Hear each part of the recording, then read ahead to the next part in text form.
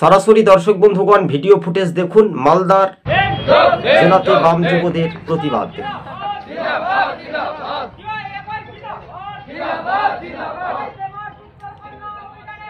ভালো করে মনোযোগ দিয়ে শুনবেন। মালদা জেলার হরিশ্চন্দ্রপুর 1 নম্বর ব্লকে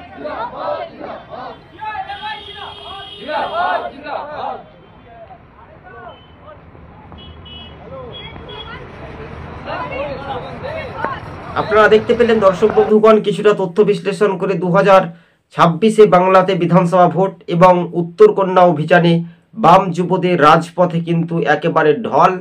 মালদার জেলার হরিশ্চন্দ্রপুরে লোকাল কমিটি বাম যুব সমাজ দিচ্ছে ডাক, শাসক দল তৃণমূল নিপাত যাক, এই স্লোগান। বা আমরা যদি বলি সিঙ্গুর থেকে শালবনী ক্ষেত মজুরির কান্না শুনি, এই শাসক দল তৃণমূল আর না বলে বামেদের এক সময় এই যে নতুন স্লোগান সমহিমায় বেশ যাবতীয় কয়েক বছর আগে তোলপাড় হয়েছিল এবং একই কায়দায় বাম যুবদের কিন্তু প্রতিবাদ। ডিওয়াইফাই রাজ্যের সম্পাদিকা মীনাক্ষী মুখার্জি থেকে রাজ্যের সভাপতি যিনি দায়িত্বতে রয়েছেন ধ্রুবজ্যোতি সাহা সহ বামেদের তরুণ তুর্কিরা আজ রাজপথে রাস্তায় নেমে আন্দোলনে সামিল হয়েছে। দর্শক বন্ধুগণ, আজকে ছিল আমাদের এই পর্যন্ত প্রতিবেদন। ধন্যবাদ দর্শক বন্ধুগণ। আমরা কিছুটা আরও একটা সংক্ষেপে কিছু বলার চেষ্টা করছি, কেননা এই মুহূর্তে বড় খবরের আপডেট আপনারা সরাসরি দেখতে পাচ্ছেন যে মালদা জেলাতে বামেদের যে একটা ঢল রীতিমতো, এবং শাসক দলকে বাম যুবরা এসএফআই বা ডিওয়াইফাই